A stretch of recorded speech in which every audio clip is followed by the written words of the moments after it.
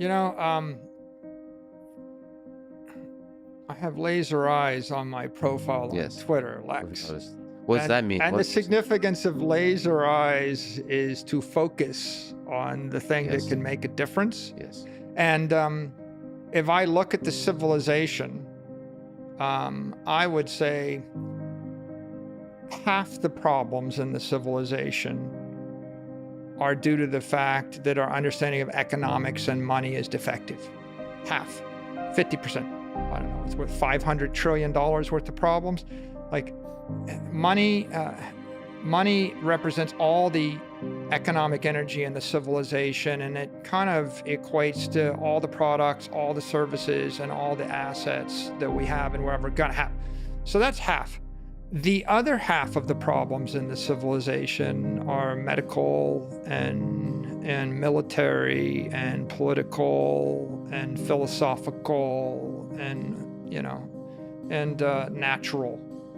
And I think that there are a lot of different solutions to all those problems, and they are all honorable professions, and they all merit a lifetime of consideration for the specialist in all those areas. I think that what I could offer it's constructive is inflation is completely misunderstood. It's a much bigger problem than we understand it to be. We need to introduce engineering and science techniques into economics if we want to further the human condition. All government policy is inflationary, and another pernicious myth is inflation is always and everywhere a monetary phenomena. So, a famous quote by Milton Friedman, I believe, it's like, it's a monetary phenomena. That is, inflation comes from expanding the currency supply. It's a nice phrase, and it's oftentimes quoted by people that are anti-inflation. But again, it just signifies a lack of appreciation of what the issue is. Inflation is, if I had a currency which was completely non-inflationary, if I never printed another dollar, and if I eliminated fractional reserve banking from the face of the earth, we'd still have inflation. And we'd have inflation as long as we have government that is capable of pursuing any kind of policies that are in themselves inflationary, and generally they all are. So in general, inflationary is the big characteristic of human nature, that governments, collection of groups that have power over others and allocate other people's resources, will try to, intentionally or not, hide the costs of those allocations, like in some tricky ways, whatever the options that are available. Hiding the cost is like the tertiary thing. Like the primary goal is the government will attempt to do good, right? And that's the primary problem.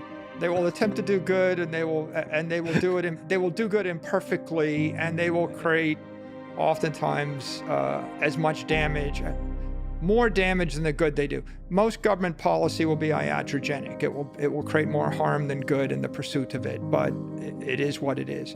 The secondary issue is they will unintentionally pay for it by expanding the currency supply without realizing that they're actually paying for it in a suboptimal fashion. They'll collapse their own currencies while they attempt to do good. The tertiary issue is they will mismeasure how badly they're collapsing the currency. So, for example, if you go to the Bureau of Labor Statistics, and look at the numbers printed by the Fed, they'll say, oh, it looks like the dollar has lost 95% of its purchasing power over 100 years. Okay, they sort of fess up that there's a problem, but they make it 95% loss over 100 years. What they don't do is realize it's a 99.7% loss over 80 years. So they will mismeasure just the horrific extent of the monetary policy in pursuit of the foreign policy and the domestic policy, which they overestimate their budget and their means to accomplish their ends, and they underestimate the cost and they're oblivious to the horrific damage that they do to the civilization, because the mental models that they use that are conventionally taught are wrong, right? The mental model that, like, it's okay, we can print all this money because the velocity of the money is low, right? Because money velocity is a scalar and inflation is the scalar, and we don't see 2% inflation yet, and the money velocity is low, and so it's okay if we print trillions of dollars. Well, the money velocity was immediate, right? The velocity of money through the crypto economy is 10,000 times faster than the velocity of money through the consumer economy, right? It's like, I think Nick pointed out when you spoke to him, he said it takes 2 months for a credit card transaction to settle, right? So you want to spend $1 million in the consumer economy, you can move it 6 times a year. You put $1 million into gold will sit in a vault for a decade, okay? So the velocity of money through gold is 0.1. You put the money in the stock market and you can trade it once a week, the settlement is T+2. Maybe you get to 2-to-1 leverage. You might get to a money velocity of 100 a year in the stock market. You put your money into the crypto economy and these people are settling every 4 hours. And you know, if you're offshore, they're trading with 20x leverage. So if you settle every day and you trade with 20x leverage, you just went to 7,000. Yeah. So the velocity of the money varies. I think the politicians, they don't really understand inflation and they don't understand economics, but you can't blame them, because the economists don't understand economics, because if they did, they would be creating multivariate computer simulations where they actually put in the price of every piece of housing in every city in the world, the full array of foods and the full array of products and the full array of assets.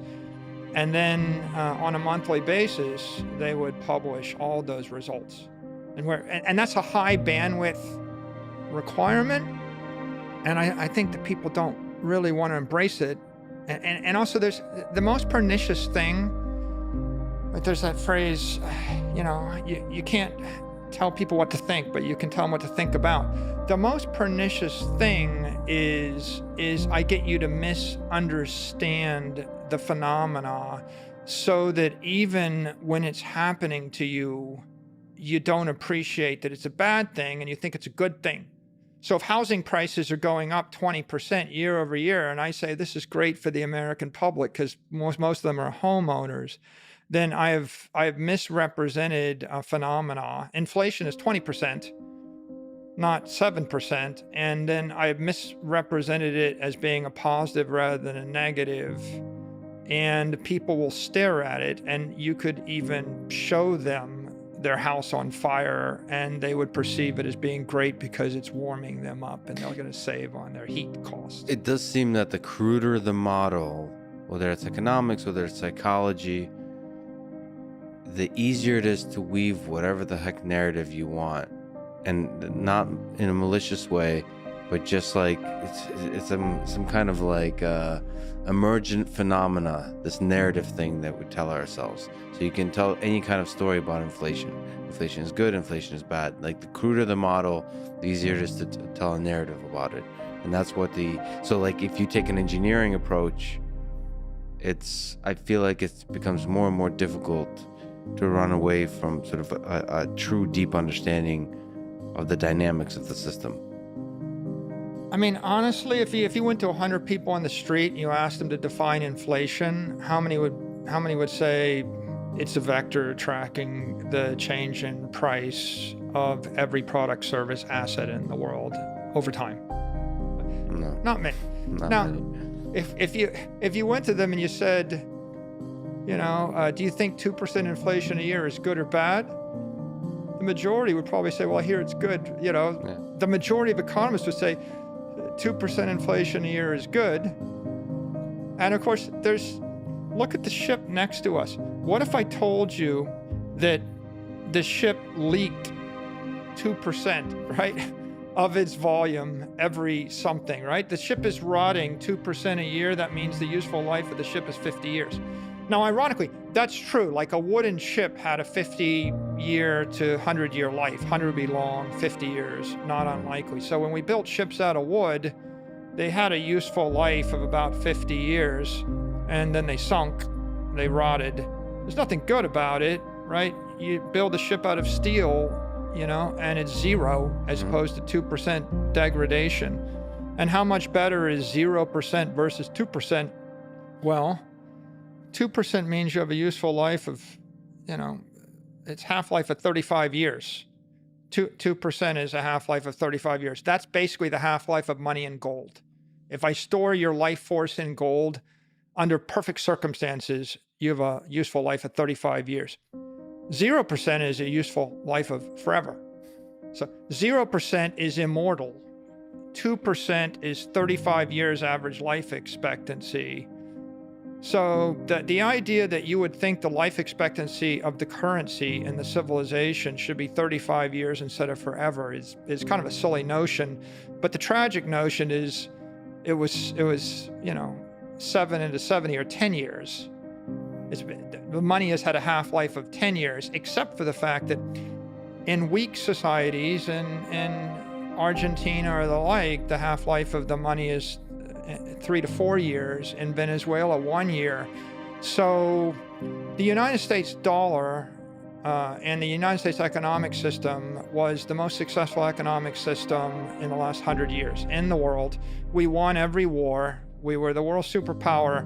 Our currency lost 99.7% of its value.